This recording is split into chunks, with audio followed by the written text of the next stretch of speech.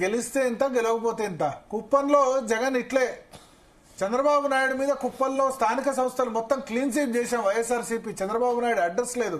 కుప్పంలో ప్రతిదీ వైసీపీ గెలిచామని చెప్పుకున్నాడు. ఏం జరిగింది? జనరల్ ఎలక్షన్ వచ్చేసరికి చంద్రబాబు నాయుడుకి 48,000 ఓట్ల మెజార్టీతో చంద్రబాబు నాయుడు గెలుపొందాడు. వై నాట్ 175 అన్నాడు జగన్.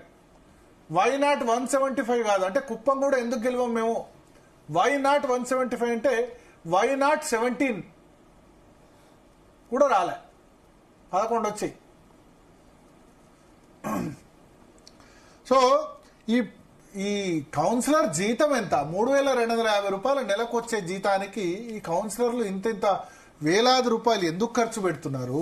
ఏం పెడుతున్నారు? నిజంగా అసలు పొలిటీషియన్స్ కి శాలరీస్ ఇంత ఉన్నాయని తెలుసా? అసలు శాలరీస్ అనేది వాళ్ళు కన్సిడర్ చేస్తారంటారా? ఆ శాలరీ కాదు, జీతం కంటే గీతం ఎక్కువ అన్నట్టు ఆ గీతం కోసం చేస్తున్నారు. ఒకటి బాగా వైరల్ అవుతుంది ఏంటంటే అసలు ఇక దీని బదులు వేలం పాట పాడేస్తే అయిపోతుంది, అంతే కదా. కౌన్సిలర్కి ఎవడెక్కువ వేలం పాట పాడితే వాళ్ళకి ఇచ్చేస్తే అయిపోతుంది కదా. ఇక ప్రభుత్వానికి ఆదాయం లేదు అని పాపం రేవంత్ రెడ్డి తిరుగుతున్నాడు ఇక్కడ అక్కడ. చంద్రబాబు నాయుడు కూడా ఆదాయం లేదు అంటున్నాడు.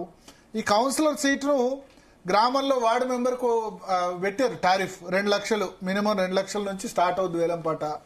ఉప సర్పంచ్ అయితే 5 లక్షలు, సర్పంచ్ అయితే 15 లక్షలు, ఇది బెస్ట్. ఎంపీటీసీ అయితే 10 లక్షలు, ఎంపీపీ అయితే 50 లక్షలు, జడ్పీటీసీ అయితే వేలం పాటగా. వేలం పాట పాడితే అట్లన్నా ప్రభుత్వానికి ఆదాయం వస్తుందా? ఎవరు ఎక్కువ వేలం పాట పాడితే వాళ్ళకి విన్నర్ గా డిక్లేర్ చేసి ప్రభుత్వానికి ఇట్లన్నా ఆదాయం పెరుగుతుంది. మద్యం ద్వారా ఆదాయం ఎట్లనో ఈ ఆదాయం కూడా పెరుగుతుంది. ఎందుకంటే పొలిటికల్ పిచ్ అయిపోయింది కదా. ఎమ్మెల్యేలు కూడా వేలం పాట పాడి రాష్ట్ర మంత్రి, ముఖ్యమంత్రి, ప్రధానమంత్రి పదవికి కూడా వేలం పాట ఎట్లా పాడుతుందని ఒక వాట్సాప్లో బాగా తిరుగుతుంది. నాకు బాగా నచ్చింది, ఎవరు తయారు చేశారో. కానీ అంటే ఈ వేలం పాట పెంచి వేలం పాటల కంటే దారుణంగా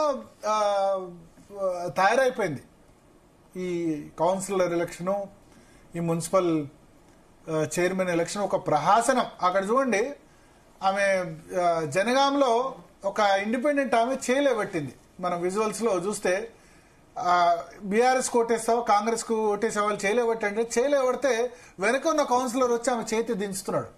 పీసీఆర్ మీ దగ్గర విజువల్ ఉంటే అది మళ్ళొకసారి రివైండ్ చేయండి, ప్లే చేయండి. జనగామలో కౌన్సిలర్ అభ్యర్థి కౌన్సిలర్ గురించి ఓటేయమని చెప్తే గనక వచ్చి ఆమె చేయలేబడితే బీఆర్ఎస్ కి అనుకూలంగా ఓటేసిందంటే వెనక ఉన్న కాంగ్రెస్ కౌన్సిలర్ వచ్చి ఆమె చేయి దించుతున్నాడు. చిన్నపిల్లల ఆటనా? నువ్వు చేయలేబట్టకనడానికి వీడియోలో రికార్డ్ అవుతుందన్న కనీసం ఇంగిత జ్ఞానం కూడా లేదే. ఇండిపెండెంట్ అభ్యర్థి, పోనీ కాంగ్రెస్ అభ్యర్థి బీఆర్ఎస్ కి అనుకూలంగా లేవట్టాడంటే అర్థం ఉన్నది. అక్కడున్న ఆమె వచ్చి చేస్తే ఆమె చేయి కిందకి దించుతున్నాడు. సిగ్గు అనిపిస్తుంది నాకు. అంటే ఈ కౌన్సిలర్లు వీళ్ళు ఏం చేస్తారు? వీళ్ళు పీక్కు తింటారు. ఈ మున్సిపాలిటీస్ ని, కార్పొరేషన్స్ ని పీక్కు తింటారు ఈ కౌన్సిలర్లు అంతా కలిసి. ఇంత నిస్సిగ్గుగా చేసేవాళ్ళు ప్రజలకి ఏవగింపు కలగట్లేదు. అందుకని మీ దగ్గర పైసలు దొబ్బారు ప్రజలు. ఇట్లా తెల్లారే మారితే గనక అందుకని మీ దగ్గర ప్రజలు మంచి పైసలు తీసుకున్నారు. ఇక నాకు ఈ ఎలక్షన్స్ పిచ్చిలో గెలిచిన వాళ్ళ సంగతి ఇట్లా ఉంది, మరి ఖర్చు పెట్టి ఓడిపోయిన వాళ్ళ సంగతి పాపం ఆలోచించండి. 10 లక్షలు 15 లక్షలు ఖర్చు పెట్టి ఓడిపోయిన వాళ్ళ పరిస్థితి ఏంది? కొద్దిమంది ఆ ఓడిపోయిన వాళ్ళు ఏం చేస్తున్నారంటే పోయి మీరు మాకు ఓటేయలేదు కదా, మా పైసలు మాకు వాపసు ఇచ్చేయండి అని చెప్పి తిరుగుతున్నారు. 2-3 చోట్ల ప్రమాణం చేసి చెప్పు నాకు ఓటేసినావా లేదా, లేకపోతే నా పైసలు వాపసు ఇచ్చేయంటారు. అంటే తెలంగాణలో కొంత నియత్ ఉన్నది. ఏంటంటే ఓటు డబ్బు తీసుకుంటే పైసలు ఖచ్చితంగా వేస్తారు అని నియత్ ఉన్నది కదా. అందరు పైసలు ఇవ్వబట్టే ఎట్లా వేస్తారు అందరికి? వీళ్ళు వాళ్ళని కాదు కదా. 3 పార్టీలు పైసలు ఇవ్వబట్టే, ఇండిపెండెంట్ కూడా పైసలు ఇవ్వబట్టే. సో అది చూడండి విజువల్ మళ్ళొకసారి. జనగాంలో ఆ విజువల్స్ చూస్తే ఆమె చేయలేబడితే వెనక ఉన్న కౌన్సిలర్ వచ్చి చేయి దించుతున్నాడు. అంటే ఏంది? చేయి దించితే కౌంట్ ఏరనా? ఎక్కడికి పోతుంది అసలు? ప్రజాస్వామ్యం ఎక్కడ పోతుంది? రాజ్యాంగం ఎక్కడ పోతుంది? అంబేద్కర్ రాసిన రాజ్యాంగం అని అంటారు కదా. అంబేద్కరిస్టులు ఎందుకు మాట్లాడట్లేదు? ఇట్లా జరుగుతున్నప్పుడు, ఇది జరుగుతున్నప్పుడు ఈ మనీ అన్నది చాలా దరిద్రం అయిపోయింది తెలుగు రాష్ట్రాల పాలిటిక్స్లో. డబ్బుల కోసం ఆమె అక్కడ నిల్చుంటే కనుక చేతి తీసి దించుతున్నారు. నువ్వు ఎందుకు చేయలేబట్టేవని చేయి దించుతున్నాడు. ఆమె ఇండిపెండెంట్ ఎవరికైనా ఓటేయచ్చు. ఇక ఈ పైసల కోసం కుటుంబాలు విడిపోవడానికి ఇబ్రాహీంపట్నంలో ఎగ్జాంపుల్. తల్లి కొడుకు పోయి హైకోర్టులో కేసు వేశారు, మా వాళ్ళు కిడ్నాప్ చేశారని చెప్పి. అతనేమో నన్ను ఎవరు కిడ్నాప్ చేయలేదు, నేను ఇక్కడనే ఉన్నా అని చెప్తాడు. ఇప్పుడు హైకోర్టు స్టే ఇచ్చింది ఆ ఎలక్షన్ మీద. ఎలక్షన్ అయిపోయింది, స్టే ఇచ్చేసింది హైకోర్టు. ఇప్పుడు మళ్ళా ఆ పోలీస్ స్టేషన్లో కాంగ్రెస్ లీడర్స్ ఉండి వాళ్ళు ఏం చేస్తున్నారు, అతనితో మాట్లాడుతున్నారట, ఎమ్మెల్యేతో వాళ్ళతో మాట్లాడిస్తున్నారట, అక్కడ సెటిల్మెంట్ చేస్తున్నారట. రేపు అతనే హైకోర్టుకు వచ్చి ఏం చెప్పినా ఆశ్చర్యం లేదు, నన్ను కిడ్నాప్ చేశారని చెప్పినా ఆశ్చర్యం లేదు. సో ఇంత బేరసారాలు, ఇంత వికృత క్రీడ ఇదంతా చూసిన తర్వాత రాజకీయం అంటే ఏదో మార్పు అనుకుంటే వెగటు పుడుతుంది. వెగటు అవసరమా? ఈ 3,250 రూపాయల జీతానికి ఇంత అవసరమా? అంటే వీళ్ళకి ఏదో ఉంది. సరే, నిజంగా సంపాదించుకోలేని కూడా ఇప్పుడు ఓడిపోయిన వాళ్ళ పరిస్థితి ఆలోచించి 20-25 లక్షలు ఖర్చు పెట్టి ఓడిపోయిన వాళ్ళు, గెలిచి ఒక్కడే 3 ఖర్చు పెట్టారు, 3 పార్టీల వాళ్ళు ఖర్చు పెట్టారు. ఓడిపోయిన వాళ్ళ పరిస్థితి ఏంది? వాళ్ళ అప్పుల పాలై అదైన పరిస్థితి ఏంది? అంటే రాజకీయంలో మనీ పవర్ తగ్గాలంటే ఏం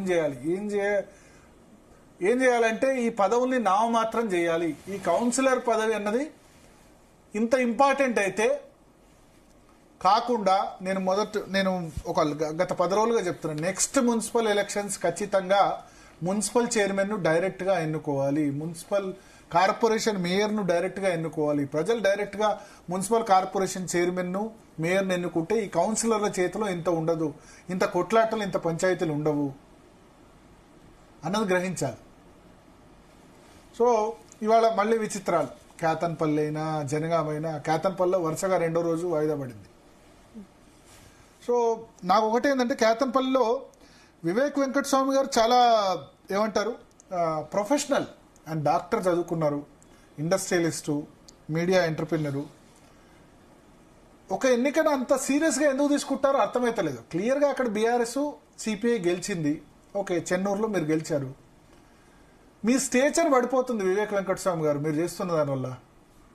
సరే, బాల్క సుమన్ గతంలో అన్నారు కదా, బాల్క సుమన్ గతంలో కేసులు పెట్టించినందువల్ల బాల్క సుమన్ ఓడిపోయినాడు, చెన్నూరులో ఓడిపోయినాడు కదా. కేసులు పెట్టించాడని మీరు చెప్తున్నారు కదా. సో ఆయన నిజంగా కేసులు పెట్టించాడా లేదా అన్న దాన్ని పక్కన పెడితే, బాల్క సుమన్ చెన్నూరులో ఓటమి పాలైనాడు కదా. ఈ అలిగేషన్స్ తోనే కదా ఆయన కేసులు పెట్టించాడు. అక్కడ ఉన్నప్పుడు సరిగా చూసుకోలేదు, పోలీస్ కేసులు ఎదురు పార్టీ మీద పెట్టించాడని చెప్పి. సో ఇప్పుడు మీరు చెన్నూరులో మీరు గెలుచుకున్నారు. కేతన్పల్లి క్లియర్, బీఆర్ఎస్ 10 గెలిచింది, సిపిఐ 4 గెలిచారు. అలయన్స్ 14 మంది ఉన్నారు, మీకు 8 మంది ఉన్నారు. మీరు మిగతా పొలిటీషియన్స్ లాగా ఒక ప్రొఫెషనల్ లాగా ఉండకుండా మీరు కూడా అదే గేమ్ వరుసగా 2 రోజుల పాటు దాన్ని ఎలక్షన్ వాయిదా వేయించి మీరు అక్రమ మార్గం ద్వారా దాన్ని గెలవాలని చూస్తే, మీరు ఏదైతే బాల్క సుమన్ ఆరోపించారో మీకు బాల్క సుమన్కి ఇంకే తేడా ఉంటుంది కదా. మీరు ఓడిపోతే యాక్సెప్ట్ చేయండి. చెన్నూరు గెలిచారు కదా, కేతన్పల్లి ఓడిపోతే ఓడిపోయినారు కదా. సో ప్రజలు ఆ తేడా చూస్తారు కదా. మిమ్మల్ని గెలిపించింది ఎందుకు? మీరు బాల్క సుమన్ కంటే డిఫరెంట్గా ఉంటారని మిమ్మల్ని గెలిపించారు. నిజంగా మీరు ఆరోపించిన ప్రకారం ఆయన తప్పుడు కేసులు పెట్టారు, ఆయన హయాంలో అరాచకాలు చేశారంటే, మీరు అరాచకాలు చేయకుండా ప్రజాస్వామ్యాన్ని కనుక యాక్సెప్ట్ చేస్తే వేరే విధంగా ఉంటుండే. క్లియర్గా కనబడుతుంది. కేతన్పల్లి మున్సిపాలిటీలో ముందస్తుగానే వాళ్ళు అలయన్స్ కుదుర్చుకున్నారు. బీఆర్ఎస్, సిపిఐ 10 వాళ్ళకు వచ్చాయి, సిపిఐకి 4 వచ్చాయి, 14, 22 మంది ఉన్నారు. మీరు ఎక్స్ అఫీషియో మెంబర్స్ 8 మంది కాకుండా మీరు ఎంపీ 2 ఉన్నారు. మీరు ఎంత కలిసినా 10 మంది అవుతారు. వాళ్ళు 14 మంది ఉన్నారు. అక్కడ క్లియర్గా కనబడుతుంది. ఇప్పుడు నిన్న వాయిదా వేయించారు, ఎలక్షన్ ఇవాళ వాయిదా వేయించారు. మీరు ఒక్కసారి ఆలోచించండి, దీనివల్ల మీ ఇమేజ్ దెబ్బతినట్లేదా?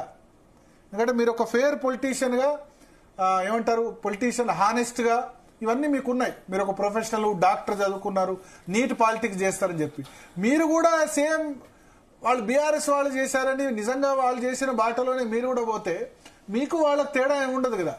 మీ నుంచి డిఫరెంట్గా ఎక్స్పెక్ట్ చేసి మిమ్మల్ని చెన్నూరు ఎమ్మెల్యేగా ఎన్నుకున్నారు, తర్వాత మీరు మంత్రి అయినారు కదా. సో ఆలోచించాలి, ఇదేం ఆయన చేస్తుంది కరెక్టా లేదా అన్నది చుట్టుపక్కల వాళ్ళైనా చెప్పాలి.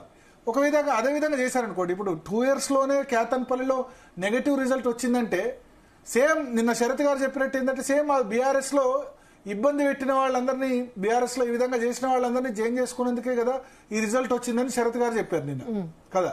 సో మళ్ళీ సేమ్ అదే చేశారనుకో ఏముంటుంది తేడా? మిమ్మల్ని ప్రజలు ఆ విధంగా చేస్తారు కదా, నాకైతే అనిపించింది. ఎందుకంటే వివేక్ గారికి అంటే వివేక్ గారికి నేను చాలా సన్నిహితంగా ఉన్నాను, ఆయన ఛానల్లో కూడా వర్క్ చేశాను ఇంతకుముందు. బట్ ఆయన చేస్తున్నది నాకు కరెక్ట్ అని అనిపించలేదు. క్లియర్ గా రిజల్ట్ ఉంది. ఇంకోటి ఆయన ఇట్లా ఏమంటారు honest politician, not cut throat politician. ఆయన కూడా ఎందుకు ఇట్లా మారారు అని అనిపిస్తుంది. నిజంగా రిజల్ట్ ఓడిపోతే యాక్సెప్ట్ చేసే వ్యక్తి. ఇంతకుముందు 2014 బాల్కసుమన్ చేతిలో ఓడిపోతే యాక్సెప్ట్ చేశారు, తన ఫైనల్లో ముందుకు సాగారు. రిజల్ట్ ఆయన ఫేవర్ లో లేనప్పుడు